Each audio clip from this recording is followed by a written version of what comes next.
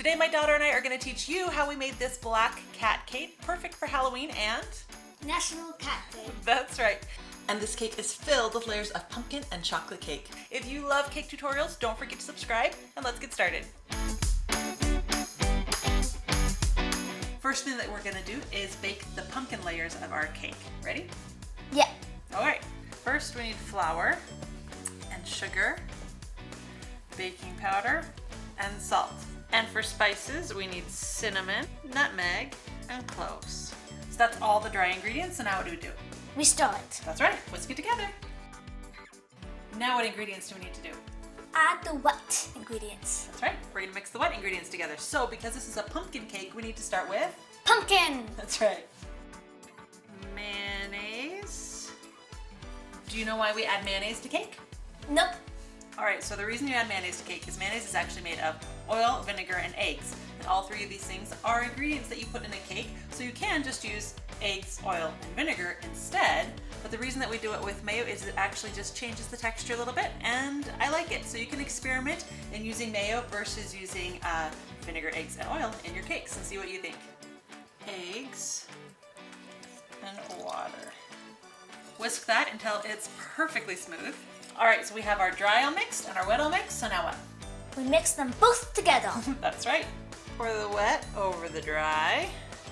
Now you can continue to just use your whisk or you can get out your hand mixer. Which one do you want to use? Hand mixer. All right. Definitely.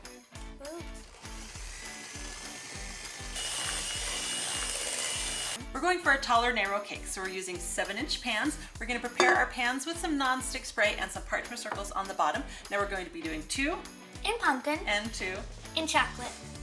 Evenly divide the batter between the pans.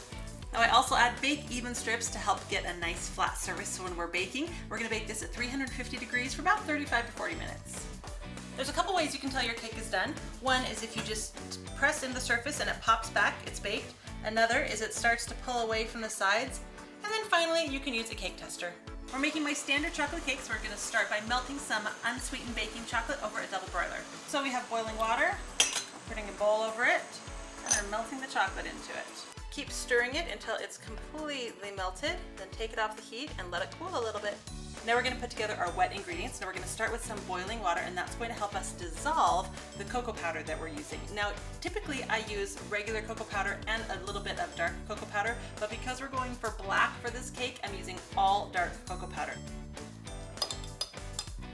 Some sour cream, some oil. Now we're going to mix together the dry ingredients. We're going to start with some flour and the sugar, baking soda, and salt, and mix that together. Now we add the wet to the dry.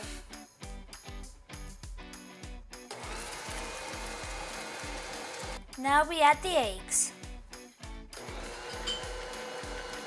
Now we're going to add the melted chocolate in a steady stream while we're beating it on low.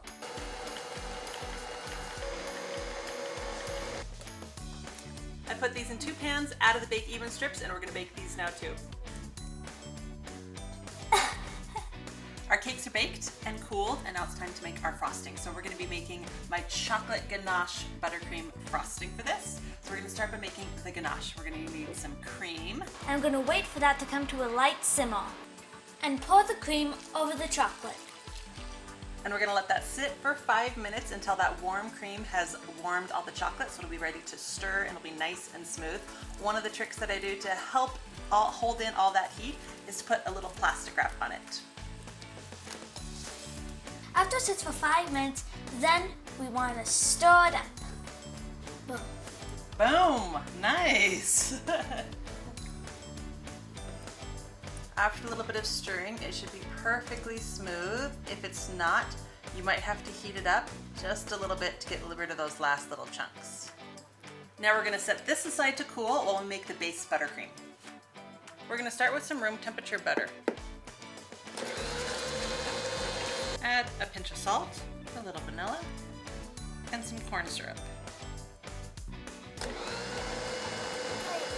Once the butter's nice and smooth, you want to add your Flour. Nope. What is this? Powdered sugar. Powdered sugar. We want to add powdered sugar.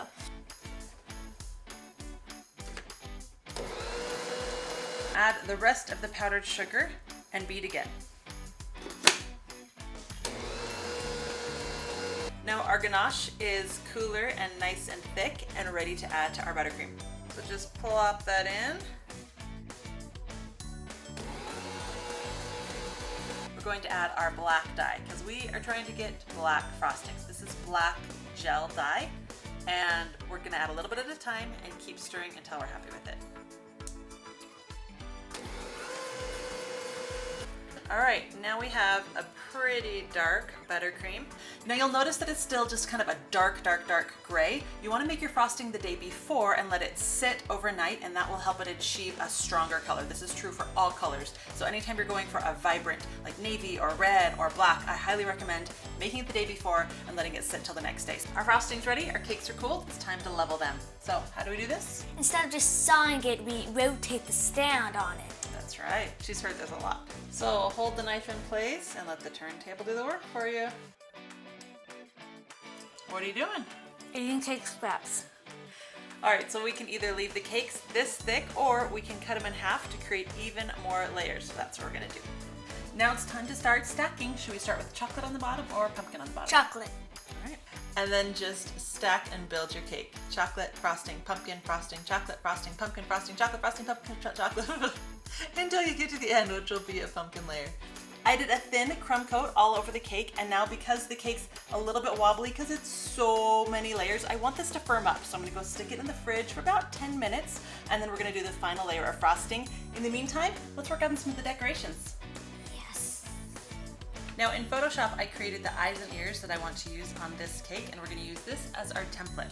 So I've rolled out some black fondant, and I'm gonna use my template, and using the back of my knife, I'm gonna mark my lines. I'm actually gonna go past this mark because this is where the cake is, so I actually want this to come down a little bit so I'll have something to stick inside the cake. Now to give our ears a little bit of a curve, I'm gonna place it on a rolling pin and let them semi-dry. When you first open up some fondant, it's going to be a little bit stiff, and depending on how old it is will depend on how stiff it is. So I'd add some shortening to my hands, and I knead that into the fondant. The warmth of your hands and the shortening will help soften it up. I also add shortening to the surface that I'm working on, as well as my rolling pin. Now we've rolled out our yellow fondant, and we're going to do the same thing again for the eyes.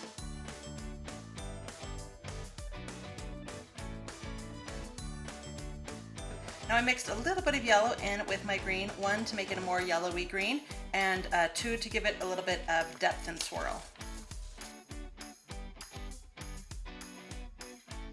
While this is still fresh, we're going to attach our eye color to our eye background. And you want to line up to that upper edge. Luckily, while it's still fresh, the fondant has a little bit of stretch in case you didn't cut it quite as evenly as you'd like. And just keep that up. Stencil, cutting, layering, stencil, cutting, layering, until you're happy with your eyes. It's always better to have a little excess than too little, because the excess we can flip over and cut away, but if it's too little, then you just have to start all over again. Now as you can see in the picture, I made the nose pink, but in reality my black cats both have black noses, so we're going to use black. Now rather than roll this out and cut it, I actually want the nose to be a little bit 3D. So I'm just going to kind of pinch some away and then shape it the way that I want it, so that the nose is a little bit sticky outy. Once I'm happy with that, I'll cut off the back so it's nice and flat. So you can see how much stronger the color gets after a day. Now we're going to do a nice thick layer of frosting around the cake. Once your cake is covered in frosting, use a bench scraper tool to scrape all the excess frosting off and leave you with nice smooth edges. The cake is finally frosted, and now we get to add the ears, the eyes, and the nose. That's right. First up, we add the nose. I think my fingernails are going to be permanently black from this black frosting. And then we're going to add the eyes. Now we're going to add our ears. So now we've added the eyes, the nose, and the ears, and we have one more thing to add. We need to add her eyelashes. That's right. So even though it's going to be black on black, it'll still make a difference. So what I'm doing now is I'm actually taking some black fondant and I'm kneading it with a bunch of extra shortening in my hands because we're gonna want to squeeze this through an extruder. And so it needs to be a little bit, I guess the word would be thinner, softer, more pliable, squishier. So I'm kneading in extra shortening so that it's not quite as stiff. So take an extruder and roll your fondant into a tube and push it down inside as far as you can. So now we want to roll the end a little bit to give it a nice narrow point. We're going to wrap this around her eye. This is going to start over here, work our way up the point of her eye. We're going to cut it right there and thin it again. Now by cutting it at an angle, it'll make it easier for me to roll this into a nice thin point. And use that same technique to add the rest of the eyelash details. And finally, we need to add the whiskers. We decided to go with these black bean spaghetti noodles. They have some movement to them and they look really cool. Thanks for being a helper today. You're welcome. I enjoyed cooking with you. Did you like it? Yep. Hopefully you guys liked it too. Don't forget to leave me a comment down below on any suggestions or requests that you have for cake tutorials. And don't forget to check out the next cake tutorial.